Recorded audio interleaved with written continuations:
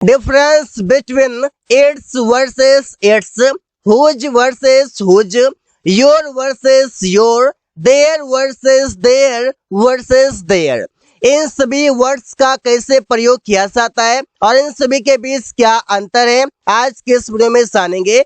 लगभग बोलने में एक ही तरह है लेकिन मीनिंग सबका अलग अलग है और अलग अलग सेंस के लिए प्रयोग किया जाता है।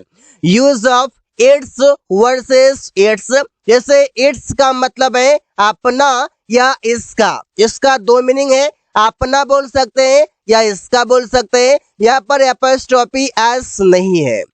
इट्स, इट्स का मतलब है इट इज और दूसरा है इट हैज, मतलब जहां पर लिखा हो इट्स तो इसका मतलब हो जाएगा हमारा इट इज भी हो जाएगा और इसका मतलब इट हैज भी हो जाएगा, मतलब दोनों होगा। अब बात रही है कि कैसे हम जानेंगे इट्स का मतलब इट हैज है और कब हम जानेंगे इसका मतलब इट इज है, तो सेंटेंस में जैसे प्रयोग होगा वैसे हम जानेंगे। एग्जाम्पल देखते हैं।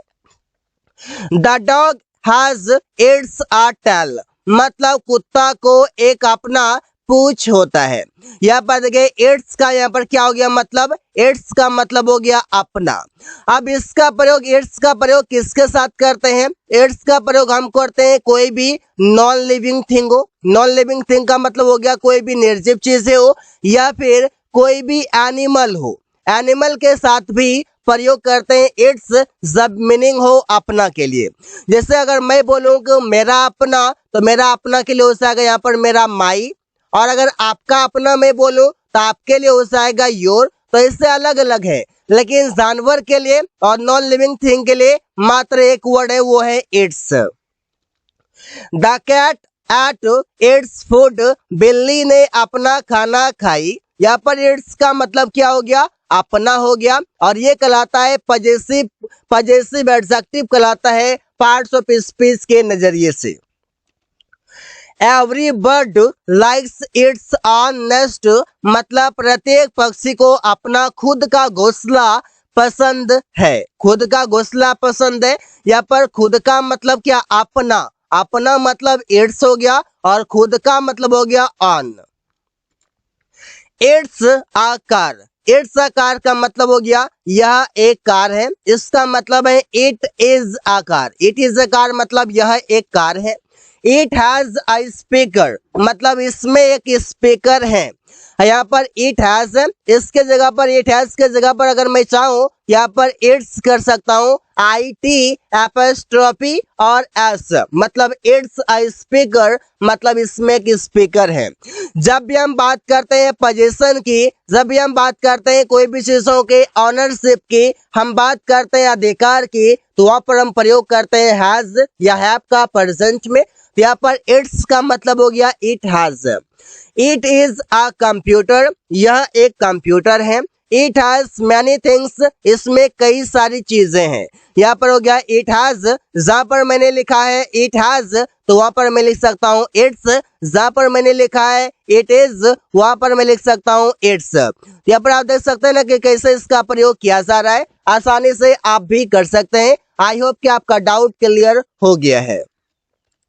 अब है difference between whose versus who's. अब ये हुज का मतलब है किसका या किसकी, ये हुज कहलाता है डब्ल्यूएस वर्ड का, डब्ल्यूएस फैमिली का एक वर्ड है।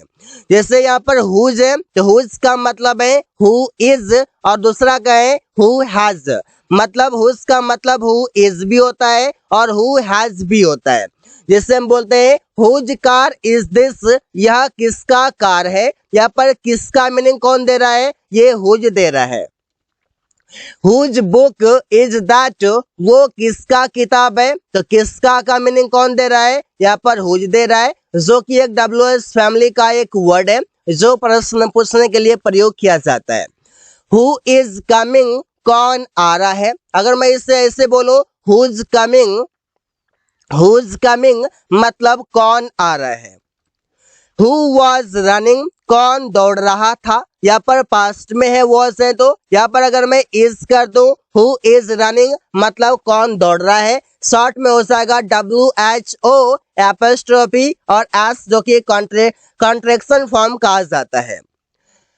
हु हैज अ कार, किसके पास एक कार है। हु हैज का मतलब यहाँ पर मैं शॉर्ट में लिख सकता हूँ whose car, who's a car मतलब किसके पास एक कार है।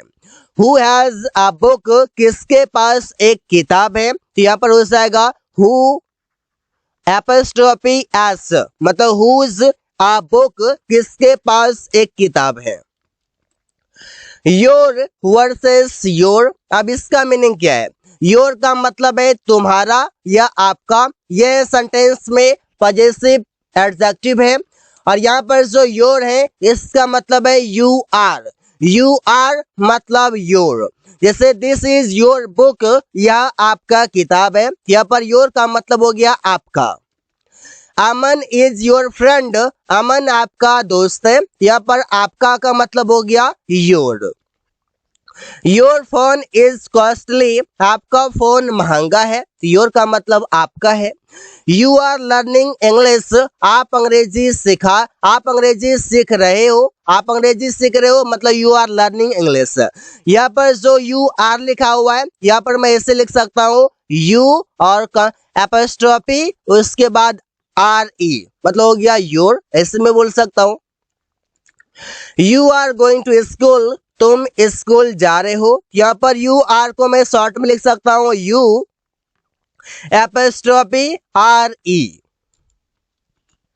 There versus their versus they're, अब इन सभी का मतलब अलग अलग है। THEIR का मतलब है उनका या उनके, THEY एपोस्ट्रोफी RE का मतलब है दे आर, जिसका मतलब है वे लोग हैं। और ये देयर का मतलब है वहां, तो इसका प्रयोग कैसे किया जाता है इसे देखते हैं। जैसे देयर बुक्स आर हेल्पफुल, उनके किताब मददगार है। देयर बुक्स, देयर का मतलब हो गया यहाँ पर उनके। Their pen is so nice, उनका कलम बहुत अच्छा है, यहाँ पर देयर हो गया, तो देयर का मतलब हो गया उनका। दे आर अ प्लेयर, वे लोग एक खिलाड़ी हैं, यहाँ पर दे आर लिखा हुआ है, दे आर न लिखकर मैं लिख सकता हूं इस प्रकार से they apostrophe R E. They are eating food, वे लोग खाना खा रहे हैं, तो दे आर को मैं शॉर्ट में लिख सकता हूँ THEY apostrophe RE eating food मतलब देयर ईटिंग फूड मतलब वे लोग खाना खा रहे हैं। देयर मतलब they are. There is a cow, एक गाय है, यहाँ पर जो ये देयर है इस देयर का यहाँ पर कोई भी मीनिंग नहीं है, लेकिन ये सेंटेंस में सब्जेक्ट के स्थान पर प्रयोग किया हुआ है।